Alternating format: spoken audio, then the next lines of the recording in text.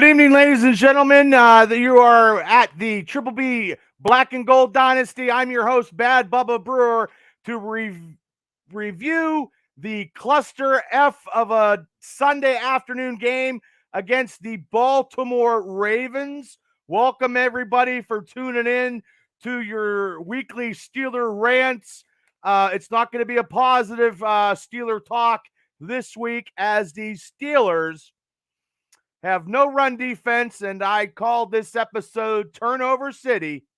Steelers 14, the Ravens 16, and with our hopes out of the playoffs, taking it down from 7% to number 11, down to probably -3. Let's just put it this way. We weren't playing against Lamar Jackson, and it didn't even matter.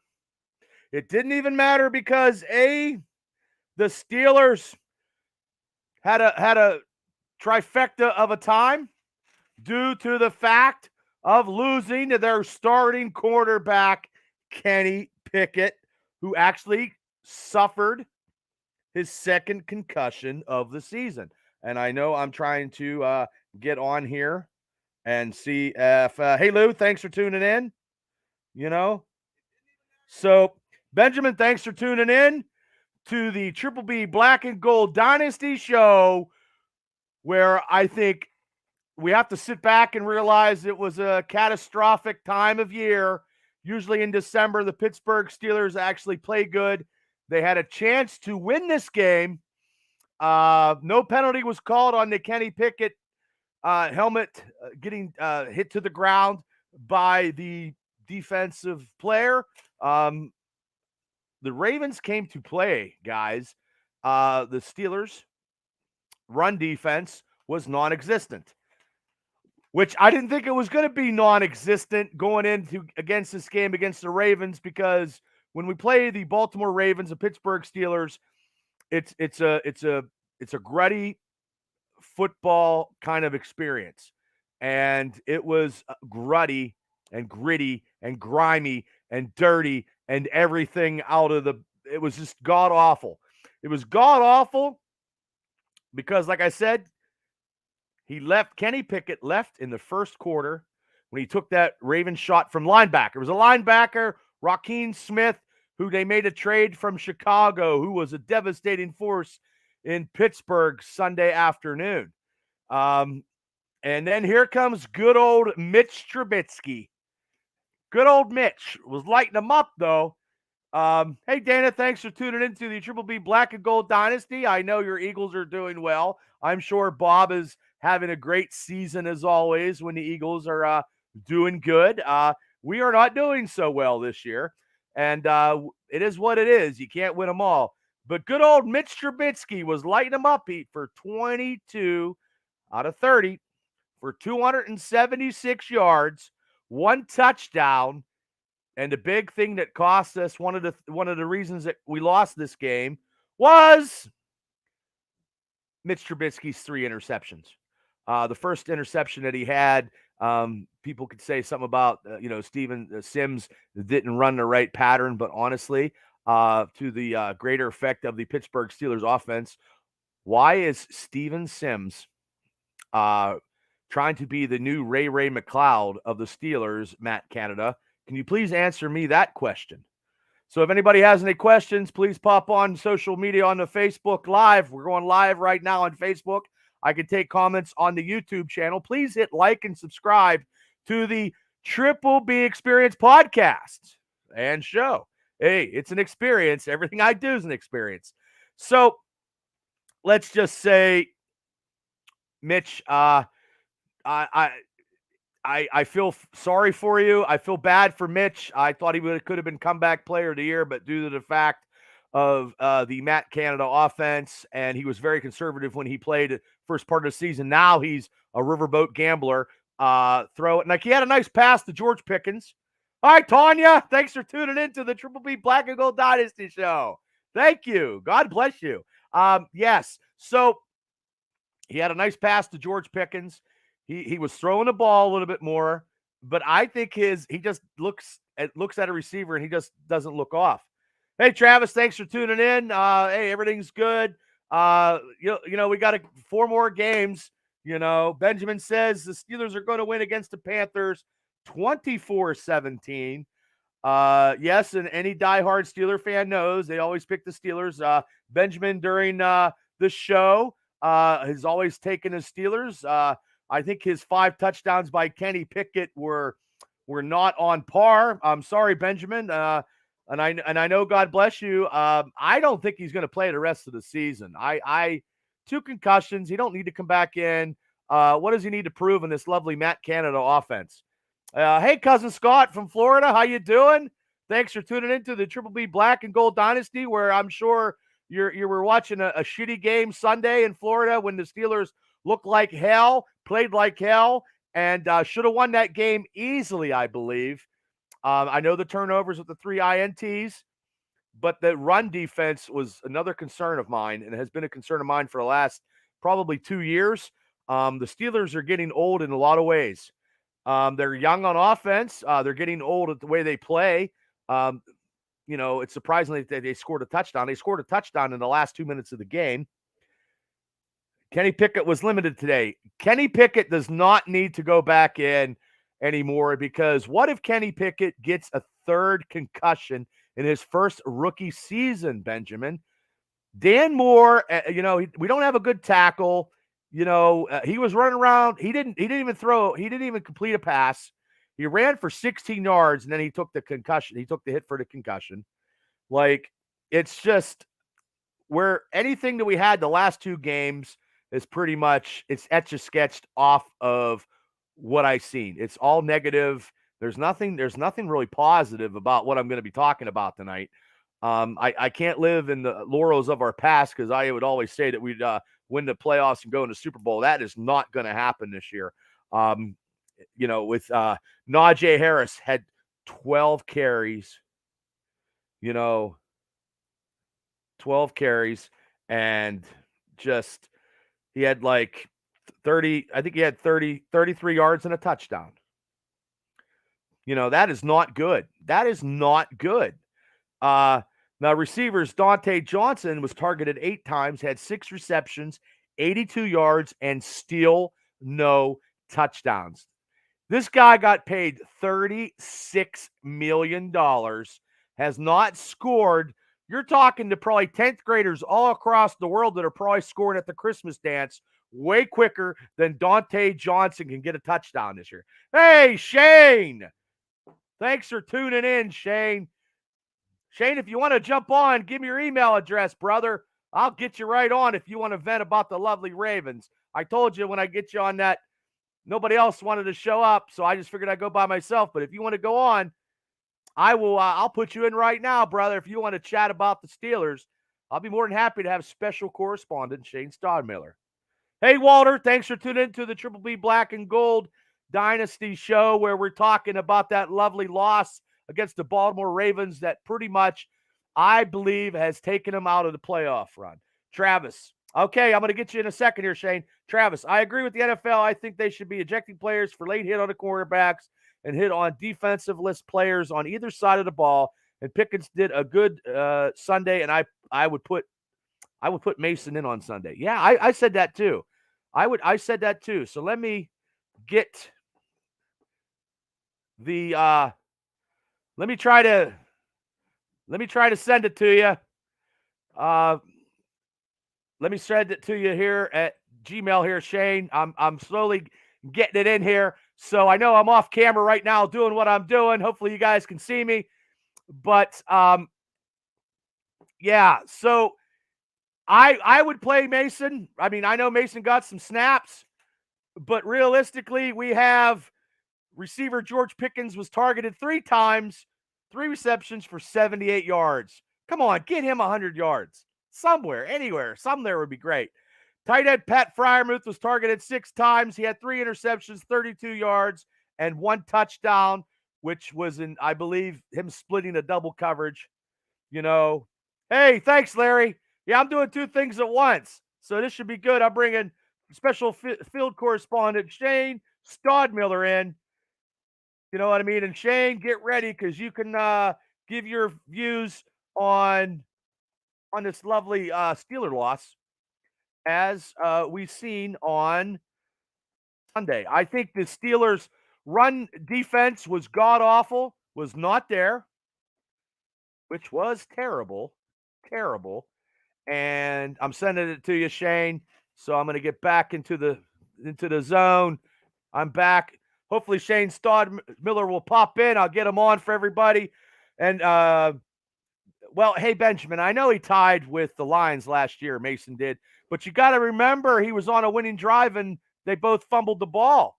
Freiermuth had that fumble, and I think Dante Johnson fumbled that ball last year. Or that was at that game. That's where I got on national TV. They would have beat the Lions. So, and also, I still say, look, Steven Sims had 4 receptions. He had 30 yards in the offense. But like I said before, why is he even in the offense at all? Why isn't Miles Boykin playing some receivers? You know what I mean? Like, Miles Boykin should be in there doing something, not Steven Sims. Matt Canada, I know you listen to the podcast. I know you sit there and eat bonbons, and you want to know why your offense is shitty. Hey, Booth, what's going on? So hopefully we're waiting for Shane to actually go in. I sent him an email. But, yeah, Steven Sims does not need to be playing in the offense. He just needs to return punts and return kickoffs. That's just my preference. But I will say this, guys that are listening to this podcast show. If Calvin Austin III didn't get hurt, he could have been some kind of factor this year. We're going to have to wait on his thing next year. And hopefully it wasn't a wasted draft pick. I just don't think it will be with his speed, which we need some speed. And it's a shame. Oh, here he is. Good evening, Shane. How you doing? Hey, I tell you what, I've missed the past 2 shows because I've been Ubering for the kids. So well, I understand. You know, dad's got to do that stuff. I'm sure there's no pay, but the success of your kids in sports is the greatest reward, I'm guessing. Yeah. So how you doing, Shane? I'm doing great. I've really missed the unscripted, and I was talking to a lady at work, and I'm hoping she pops in today. I just was messaging her before I messaged you to let her know that you're on, and she's a very big Steelers fan. She goes to a lot of games. Her name's Chris Thomas. Shout out to her. I've worked with her for many years. I love all the Steeler fans, but we don't have much to cheer about. Well, I'll tell you what, we had a little bit. It's really tough for you to have a podcast when there's really it's just nothing but bitching and moaning. But you're very upbeat, and all the other Steelers podcasts just sit there and complain, and it's getting really hard to stomach. But they gave us a little bit of hope.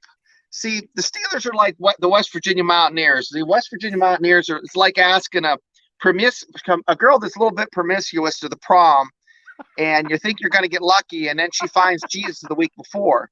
So you keep saying in your mind, it's going to happen, it's going to happen. Right. But she's catching spirits and singing gospels, and it's just not this year, brother. It's not going to happen. But I didn't think it was going to be this bad of a year. I mean, I took them 12-5 in the MegaCast show.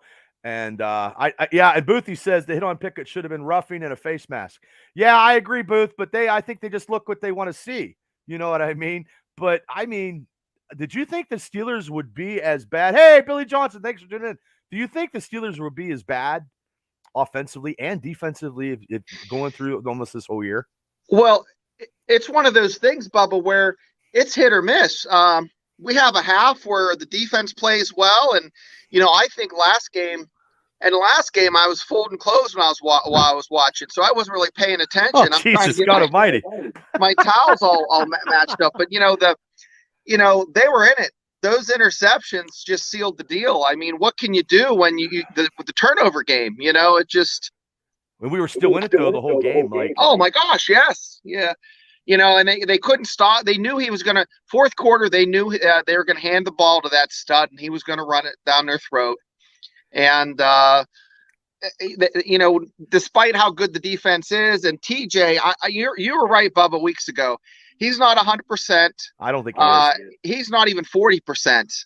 And they should just put him on a shelf. I hate to say that too, because in the comments, let us know, because he should be shelved for next year. Get a good draft pick and rebuild. Well, the Steelers defense. Oh my God, I can hear myself talk. Woo, it's crazy. Oh, sorry about that. Oh, it's okay.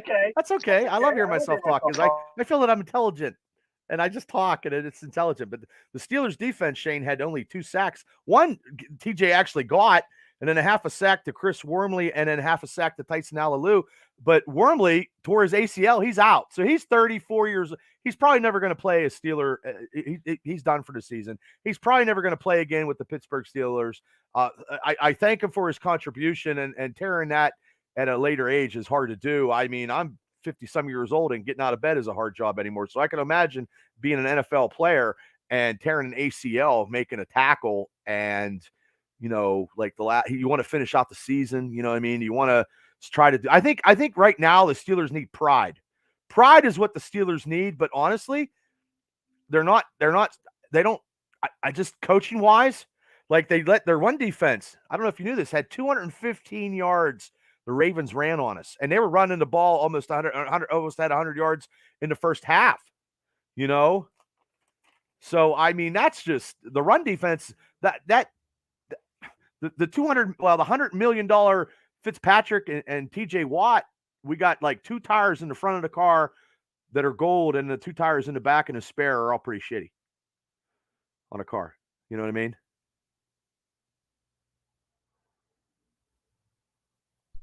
I don't know what the answer is. I mean,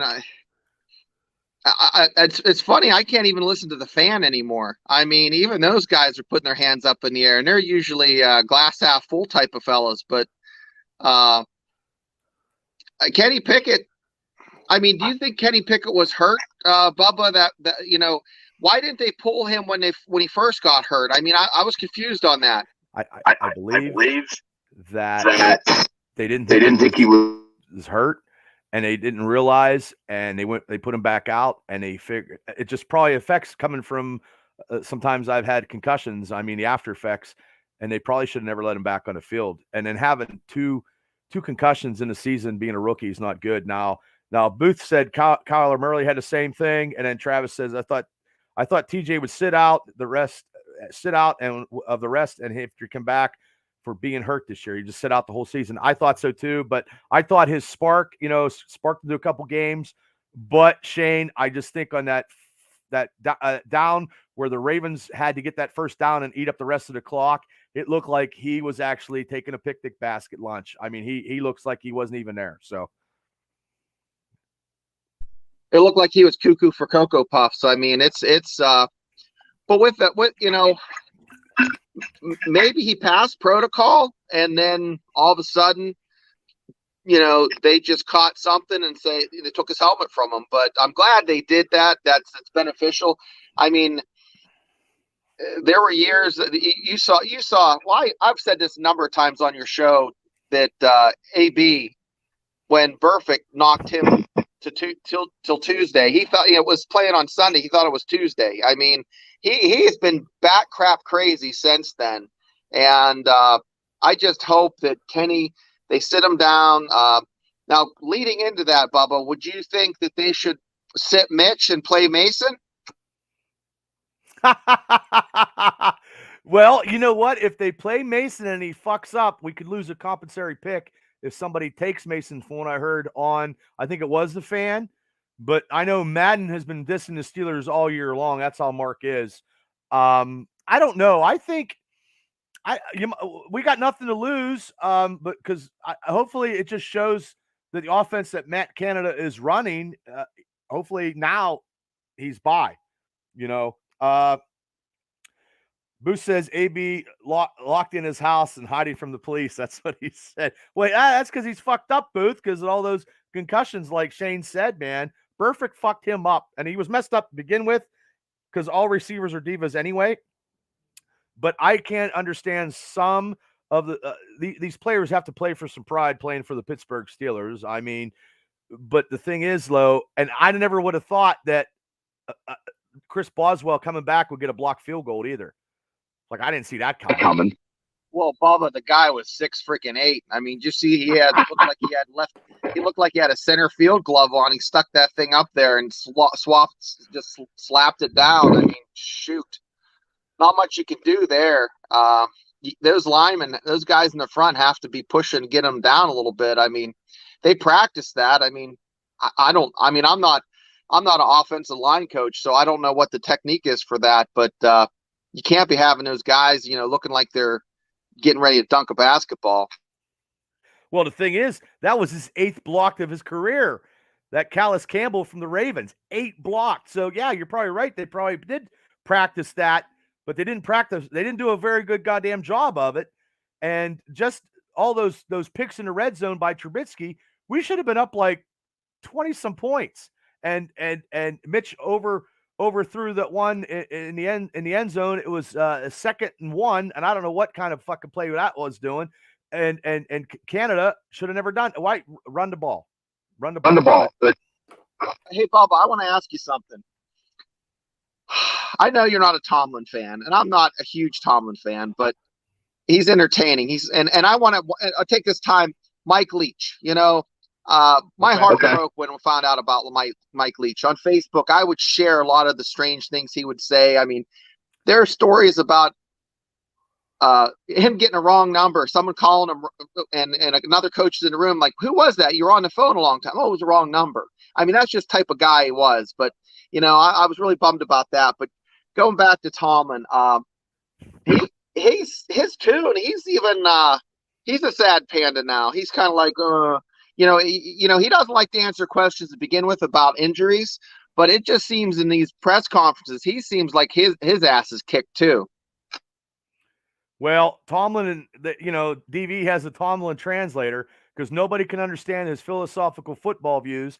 I haven't. And I thought this year he would actually gather the forces, Shane, because of, Dwayne Haskins, tragically dying and the team would rally around. I didn't see any of that. And I just think he won't let anybody as assistant coaches coach.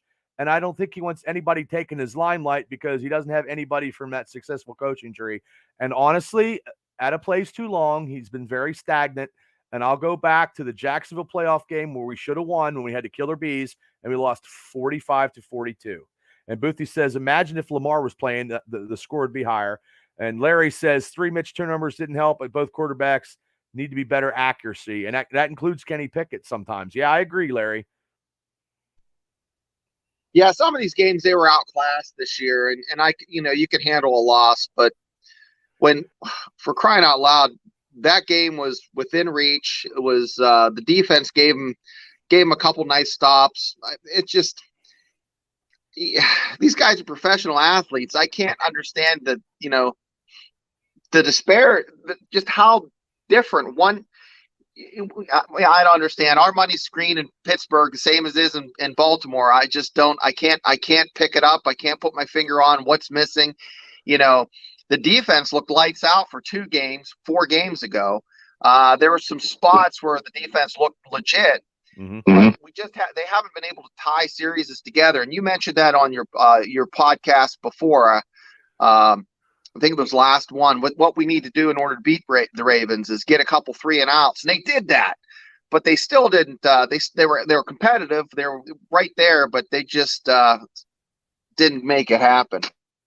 Well, the thing about the Ravens is they only had 104 yards of total passing. Huntley and the 3rd-string quarterback Brown, some guy they just got off the street.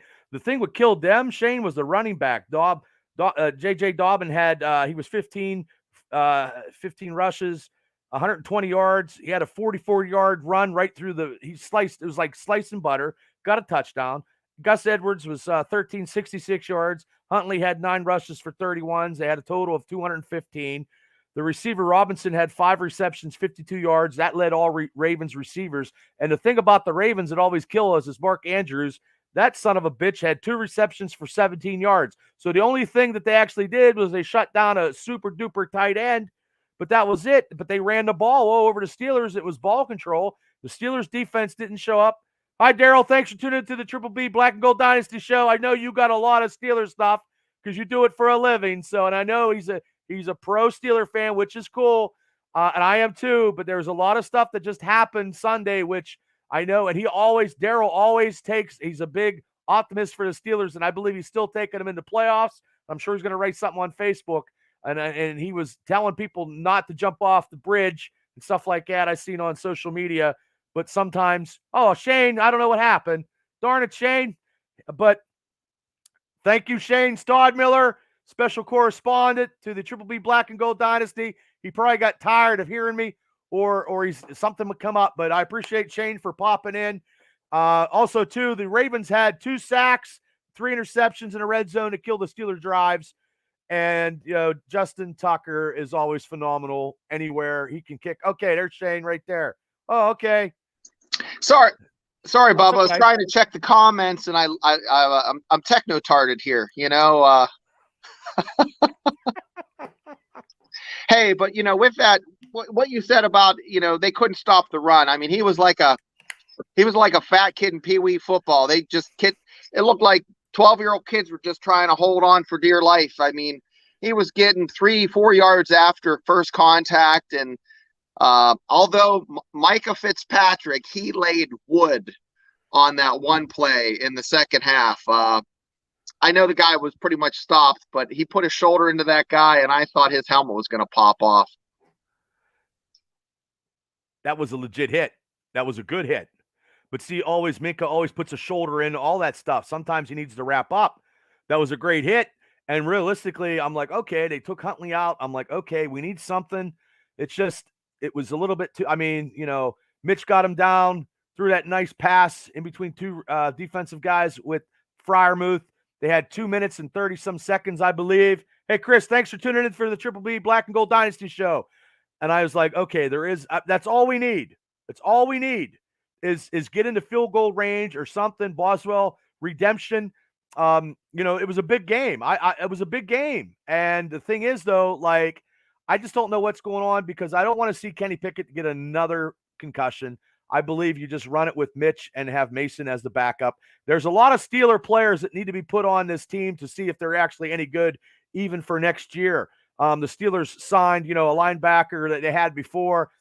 I know I mispronounce names all the time. They also signed a defensive end, Jonathan Marshall, to the practice squad. He played for the Jets. Let's just see some of these other guys that they have, especially Robinson, the linebacker that they drafted. I would like to see him in the lineup to see what he actually could do because I think Devin Bush in these last 4 games will be bye-bye. And I don't know. And hopefully some coaches go too, especially Austin. Maybe Flores turns into the defensive coordinator.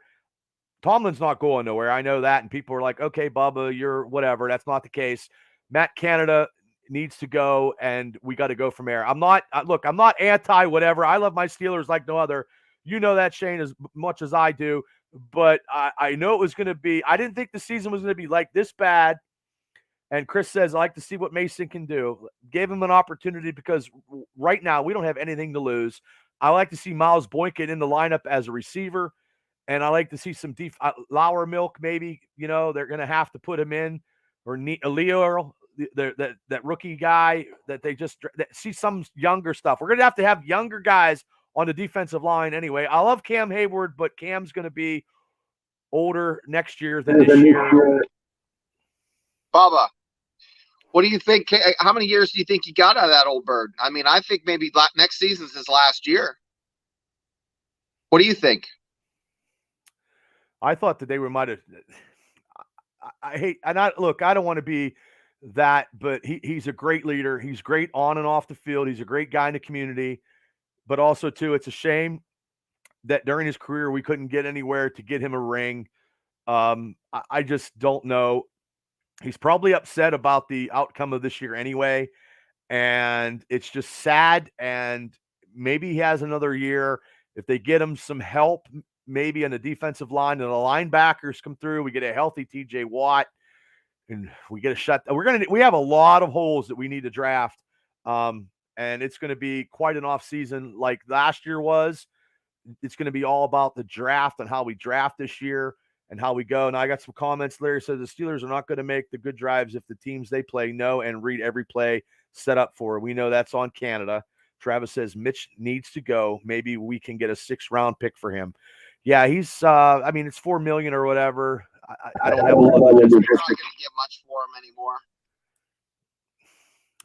We need backups though, just in case. Because how many concussions can Kenny have in his career? I don't know. Well, after the first one, the second and third are come quickly. So you sneeze, you get a concussion. Yeah, that's true. It's like pulling your back out, leaving a stinker.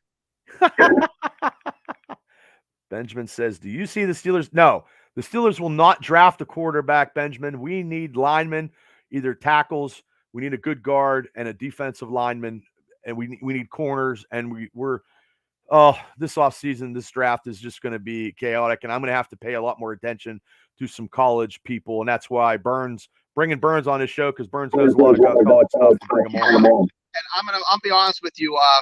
Last 2 years, I've probably watched maybe 1 or 2 Steelers games, and went to 1 or 2. But college football, I'll watch a week. I'll watch maybe 8, 9 football games. I'm a college football whore. And I was a season ticket holder for West Virginia for like 8 years. And even when I was deployed, I still, try to make it to a couple games. And God bless you for that. And I worked at the military academy, and I went to every Army game. I mean, that was when they were bad. They had lost 22 straight, and they just beat Navy this past year. So I've been looking, and Utah. Okay, Utah has a, and I don't remember his name, but he's a sophomore. He looks like a TJ Watt clone. And when they played USC, he just dominated. And he has a brother on the team too. So it made me think of TJ. I'll have to Google him. And man, if the Steelers could pick up a guy like that, I mean, he's just athletic and built like a power forward, can push that edge. Always had his hands on the ball. I mean, he had a phenomenal game. The Utes beat USC for the championship. That's the kind of athlete they need, because TJ Watt, there's no reason that one man should make that big of a difference. I mean, I can't, it's magic. I can't put my finger on what the recipe is, but it happens. I mean, it's just like that secret sauce. It's that MSG. They put it in there. Everything just gets a little bit better. And that's what we need, a little bit of magic. And I think they built on that. And Troy Polamalu was another one of those studs. The Steelers picked up Donnie Shell. Things start falling into place. I mean, that was before our time, but that's about the time that the Steelers start moving in the right direction. I mean, we have 2 or 3 seasons like that. We're just going to fall into mediocrity. Well, Donnie was. I was still a young whippersnapper when Donnie, in the late 70s. I don't know, Shane. It's just that it will be an off season to look at the draft to see. Like I said, Calvin Austin III not playing this year. I had high hopes for him. And I do have high aspirations for the Steelers all the time, but it just gets like Mike Tomlin's, I believe I posted on Facebook, is the number 1 head coach against losing teams in the NFL, I believe, if I'm not mistaken. Now you can't remember, I can't remember everything, and everything you see and hear on the internet is not the gospel. But I mean, I seen that somewhere. I don't know if it's true or not, so I don't want to speculate. People are like, oh, Bubba, you don't know your facts or whatever. Look, I just shoot from the hip here on my lovely shows, and I appreciate everybody for tuning in. But before we get out of here, let me hear your Triple B player of the game, and his game that was lackluster. And there's not a lot of players, because I don't have a lot of players, because I was unhappy, because when I hate losing to the Ravens, because I hate the fucking Ravens. And I hate when we lose anyway. It's just we had them. It was the turnovers, and the run defense couldn't stop them when we needed to stop in that last 2-minute drive. Then in the last 2 minutes, when they went into 2-minute warning. So give me your Triple B player of the game. You're not going to like it, but I thought Boswell, he's been hurt, looked good other than getting that block. That's really not on him. But it's pretty sad when you're going down the line, and the one guy that go back to old Boswell. But I give everybody. No one gets the game ball here. I mean, they just all came up short. I think I don't know. I think Cam played well, but no one really just stood out. So I really don't have a name for you. I'm not gonna do that because you know both game balls go to the running back for the Ravens. He was a stud, and he just they're still picking turf out of their helmets. 5 days later. Well, you can't pick a Ravens. You can't pick another team, and I understand where you're coming from. And I do love Boz. I always pick Boz on last year all the time, and that wasn't his fault because, like I said, Campbell had 8 of those in his career, so that's not his fault. But I like Pat Fryermuth. Chris says Minka definitely. Benjamin says Fitzpatrick. I mean, the pass. That hit was a highlight. I mean, that's going to be on his top 5 plays of his career. I mean, you could feel it. I mean, my gosh, after that play, I went to the chiropractor this week. I need to go myself, but he's in contention. I like that for that hit, but just because it was a hit that put a quarterback out, I'm not going to give. I'm not going to give it to him, but I put him in contention. Him and Fryermuth had that nice touchdown catch. Now I'll tell you right now, if he didn't have those interceptions, Mitch Trubisky would have been my player of the coming off hot and shit like that. But it was those interceptions were killers. One or two, we'd win the game. He looked so bad just for those couple series, and then he kind of just lights. I mean, you can't, like you said, Bubba, you can't blame him for being cold. It's like these basketball coaches that pull these guys when they miss a few shots. It's the same thing. You let them get in the rhythm. They should have called Matt Canada. Should have called some easy third down plays on first down. Your trump plays, your ones you could throw down that they're going to work. I know you only have so many in your play deck that you're going to use during the game for your script, but set them up for success. This is the same stuff I've talked about before when Kenny was first put in the grinder, and that's what it is this year. It's the Steelers grinder. Oh, it's definitely grinder. And I thought they might have used Watt on some short yardage situation, which has been very successful all year. They have not. But and as crazy as it sounds, my triple B player of the game is because he caught was George Pickens. That's my player. George Pickens, because he had some nice catches. I like him, and that was my player of the game because really losing, it's really hard to find somebody, and George is a gamer, and he caught that nice long pass. And I thought they could have, got to him more. Throwing to Dante, like I said, no touchdowns is just unheard of. Oh, Bubba. I'll tell you what, it's like finding a hot girl at 3 a.m. in a Waffle House. It's Slim Pickens, and my brother. I'll tell you. Hopefully next week, we'll have a little bit better selection. We won't be in Waffle House at 3 a.m. That's your first problem, but. Thanks for having me on. It's a pleasure. I'm your number one fan and your number one correspondent. So if you ever need me for a show, hit me up. Thanks again. Oh, Shane, it's awesome, brother. Hey, you've done a lot for me, man. You've been tuning in since the dawn of time for this show, and I totally appreciate it. And I know I wanted to get you on, and I'll definitely get you on with the pulp culture stuff, because you do know a lot of stuff about pulp culture. And yeah, but I don't know if people know this, but I will be walking around Walmart watching your show, and my wife will be pissed. Or I've literally been at a West Virginia football game in the alumni section where they have like these really. Daryl Talley is sitting two tables down from me, and they have like carved stations. It's really nice. My son's impressed. Someone gave me these tickets, by the way. And I'm listening to the Triple B experience. Bubba, you're entertaining. It's not, you have a B+ and A- for your knowledge, but your entertainment factor is off the charts, brother. I mean, you are charismatic. You're fun. and you're sincere, it's always great. And I don't understand why Bob's Pizza isn't jumping on the bandwagon and sponsoring your ass.